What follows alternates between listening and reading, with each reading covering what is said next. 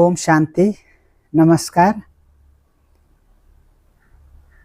आज ब्रह्मकुमारी ईश्वरी विश्वविद्यालय राजयोग प्रशिक्षण केन्द्र शाखा घोराई अन्तर्गत निर्माणाधीन मधुबन आध्यात्मिक पुनर्जागरण केन्द्र को यो भवन निर्माणको अन्तिम अवस्थामा पुगिरहेको छ र यो कार्यमा हामी निरन्तर लागिरहेका छौं।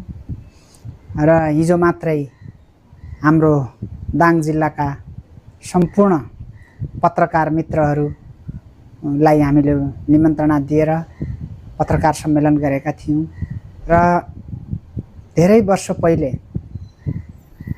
घोराईमा यस राप्ती क्षेत्रको प्रमुख आदरणीय गीता दिदीज्यूलाई यो भवन यो ठाउँ जिल्लाको प्रशासन कार्यालय बसेको बेलामा दिदी यहाँ पाल्नु भएको बेलामा दिदीलाई दृढ संकल्प आएको थियो कि यस्तो किसिमको ठाउँबाट नै हामीले यो क्षेत्रको सेवा प्रवाह गर्न पाए हुँदो हो भन्ने। त्यो चीज उहाँको संकल्प नै परमात्माको संकल्प आज सिद्ध भएको छ र भूमिदाता आदरणीय दाजु देवराज पाण्डेज्यूले दान गरेर आज यो 7.5 कट्ठा भूमिमा हामीले मधुबन आध्यात्मिक पुनर्जागरण केन्द्रको एउटा कन्सेप्टलाई स्थापना गर्यौं। त यहाँबाट हामीले आध्यात्मिक, सामाजिक तथा विशुद्ध धार्मिक जनचेतनाका कार्यक्रमहरू विस्तार गरेर समाजको निर्माणमा हामी केही नयाँ आयाम थप्न सकौं भन्ने हाम्रो उद्देश्य रहेको छ। त्यो उद्देश्यलाई पूर्ति गर्नका लागि यहाँ यस ईश्वरी विश्वविद्यालयका नियमित साधक साधिकाहरू, यस घोराई र दाङ जिल्लाका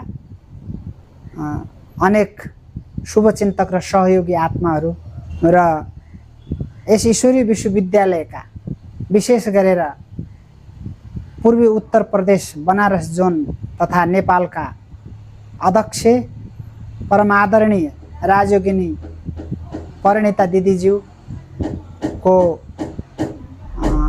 सल्लाह, उहाँको सुझाव र उहाँको निर्देशन र उहाँको उत्प्रेरणाको द्वारा आज हामी यहाँ पुग्न सफल भएका छौं।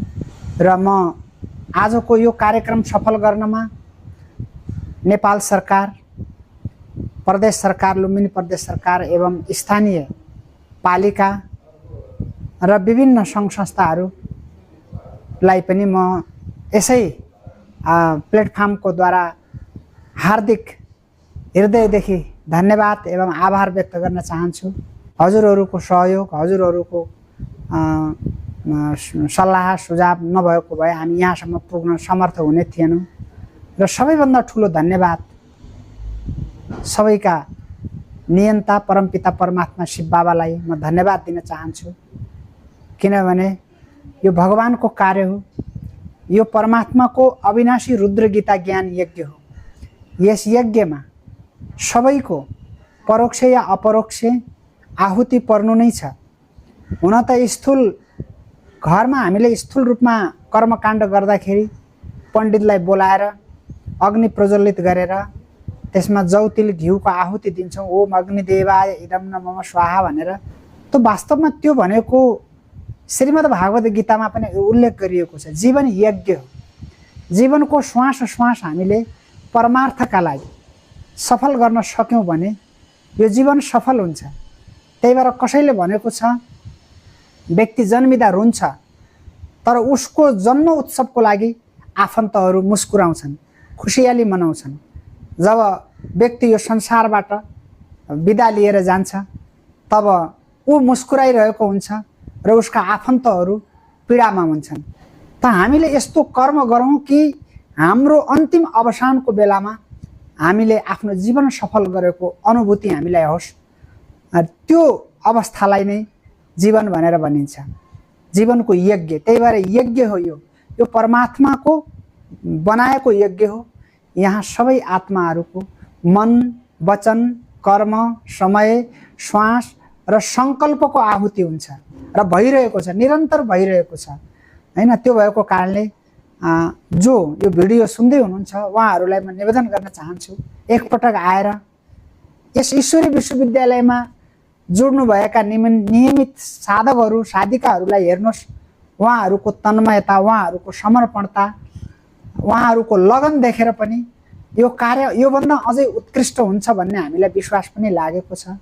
र अब हाम्रो प्रधान कार्यालयबाट परमादरणीय दिदीज्यूको सङ्कल्पद्वारा यो वर्षको हर साल भइरहने राष्ट्रिय दिव्य सम्मेलन, यो वर्षको दिव्य सम्मेलन घोराइमा गर्नुपर्छ भनेर पहिले नै उहाँले हामीलाई सङ्कल्प दिनुभएको कारणले आज हामी यस घोराइ क्षेत्रमा राष्ट्रिय दिव्य सम्मेलन गर्दैछौँ। यो सम्मेलनमा विशेष गरी भारत र नेपालका विभिन्न जिल्लाहरूबाट पाल्नुहुने यस ईश्वरी विश्वविद्यालयका दाजुहरू दिदीहरू यहाँ आउँदै हुनुहुन्छ र यो भवनको समुद्घाटन कार्यक्रम पनि रहेको हुँदाखेरि यो भिडियो सुन्दै गर्दा मैले हजुरलाई यहीँबाट नै हजुरलाई यहाँ पाल्नका लागि 15 गते हाम्रो उद्घाटन कार्यक्रम छ र 15 गतेबाट फेरि हाम्रो दोस्रो दिन हाम्रो अन्तर्राष्ट्रिय मुख्यालयबाट वार्षिक नाराको रूपमा हामीले त्यो नाराको समुद्घाटन कार्यक्रम, त्यसको पनि लन्चिङ त्यही दिनबाट हुने भएको छ र त्यहाँबाट हाम्रो राष्ट्रिय सम्मेलन लगातार 15, 16, 17, 18, 19 गतेसम्म हाम्रो सम्मेलन चल्नेछ भन्दै र यो सम्मेलनको सफलताको कामना गर्दै हजुरहरू सबै हामीलाई स्नेह दिइराख्नु भएको छ, दिनुहुनेछ र आउनुहुनेछ भन्ने आशा विश्वास राख्दै म बिदा हुन्छु। धन्यवाद। ओम शान्ति।